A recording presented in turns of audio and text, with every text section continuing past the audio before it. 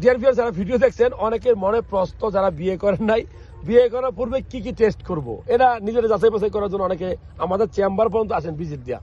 তো আমি বলবো যে আপনি বিয়ে করার পূর্বে আপনার নিজেকে যাচাই করতে হলে কয়েকটা টেস্ট করবেন, কারণ আপনি তো অনেকদিন আকাম করছেন, এটা আপনি নিজেও জানেন, হস্তমৈথুন করছেন অনেক দিন, খারাপ ভিডিও দেখছেন, পর্ন মুভি দেখছেন, এতে আপনার শরীর থেকে অনেক বীর্য বের হয়ে গেছে। এখন আপনারা বিয়ে করাবে, আপনি এই অজুহাত দেন, সেই অজুহাত দেন, বিয়ের বয়স নাই। আসলে না, বিয়ের বয়স উপযুক্ত 20 বছর থেকে 25 বছরের মধ্যে। আপনার মন্তব্য লিখবেন ঠিক আছে কিনা।